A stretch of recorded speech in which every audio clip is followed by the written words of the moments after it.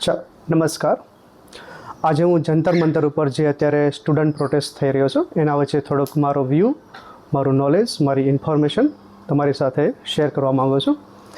તો થોડા સમયથી તમે જોયું છે કે ઘણા ન્યૂઝ એવા મળ્યા છે કે નીટ પેપર લીક, ત્યાર પછી ઘણા સ્ટુડન્ટના સુસાઇડ જે ન્યૂ ઇન્ફોર્મેશનમાં જોવા મળ્યા કે સુસાઇડ કર્યો છે સ્ટુડન્ટ. ત્યાર પછી ભારતની અંદર ઘણા જુદા જુદા રાજ્યમાંથી જુદા જુદા લોકો ભેગા મળી નક્કી કર્યું કે આ જે સિસ્ટમ ચાલે છે ઘણા વર્ષોથી, ખાસ કરીને હું છેલ્લા 10 વર્ષનો ડેટા આપું તો એક એક્ઝેક્ટ આંકડો જે સરકારે જે જાહેર કર્યો છે, 152 પેપર લીક થયા છે છેલ્લા 10 વર્ષની અંદર.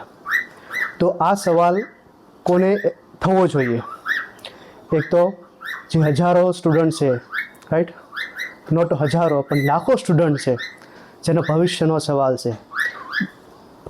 એક બાજુ આપણે એ રીતે કહીએ છીએ કે એજ્યુકેશન ફ્રી હોવું જોઈએ, ઇમ્પોર્ટન્સ હોવો જોઈએ. એજ્યુકેશન છે ફંડામેન્ટલ ઇન્ગ્રેડિયન્ટ છે એની બિલ્ડિંગ બ્લોક્સ માટે. જો એજ્યુકેશન સાથે જો આવો ખિલવાડ થાય તો આપણે સવાલ ક્યાં પહોંચવો જોઈએ, કોને પૂછવો જોઈએ, કોને એકાઉન્ટેબિલિટી માટે આપણે એને સવાલ કરવો જોઈએ. તો આ જે પ્રોટેસ્ટ થઈ રહ્યો છે એમાં ખાસ કરીને જે બી લોકો તૈયાર થયા છે પ્રોટેસ્ટ કરવા માટે, એ માત્ર નીટ માટે નહીં. નીટ એ ઝેરીઓ છે કે જેનાથી આગ નીકળી છે કે કેટલા લોકોની જાન જશે આવી પરીક્ષા દેવા માટે, રાઈટ.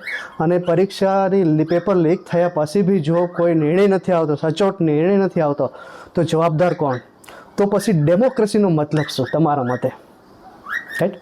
જો ડેમોક્રેસીનો મતલબ એવો છે કોઈ બી વ્યક્તિ આવે ને કશું ના કરે ને તમારી પાસે મજૂરી કરાવે તો એ ગુલામી છે. તો આપણે સચોટ ક્વેશ્ચન કરવો જોઈએ. જે લોકો જંતર મંતર ઉપર જઈ રહ્યા છે, રાઈટ, સાચું અહિંસા શાંતિપૂર્વક સવાલ ઉઠાવે છે સરકારને, સરકાર પાસે જવાબ માગે છે. તમે એટલા લોકોની સ્ટુડન્ટની જાન જવા માટે આજ સુધી તમે નોટ એ સિંગલ સ્ટેટમેન્ટ તમે ઇન્ટરનેટ ઉપર જાહેર કર્યું અત્યાર સુધી કે હા અમારામાંથી મિસ્ટેક થઈ છે. મિસ્ટેકની વાત તો દૂર કે નહીં અમારાથી ભૂલ થઈ છે કે નહીં બીજી કોઈ એકાઉન્ટેબિલિટીની જાહેરાત કરી છે, તો પછી આને આપણે શું સાચે ડેમોક્રેસી કહીશું? એ સવાલ બધાના મનમાં છે.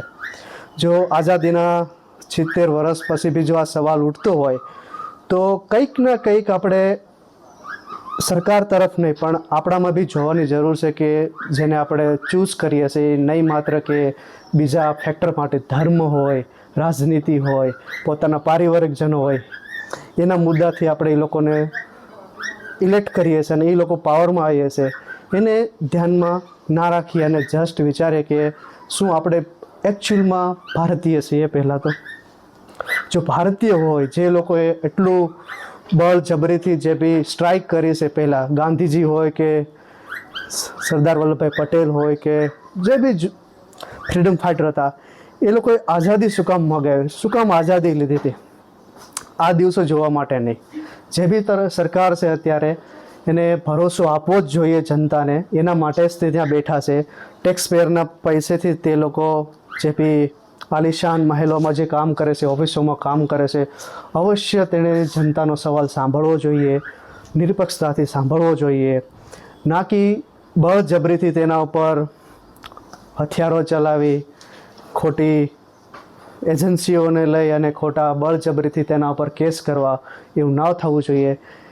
એ જે સ્વતંત્ર દેશના સ્વતંત્ર નાગરિક તરીકે હું એ જ કહું કે each and every individual person has a own rights to ask question to democratic country.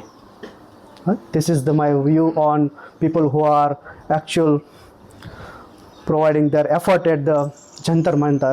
So hats off to these guys because these students, these peoples are actually provide effort towards how to maintain democracy world.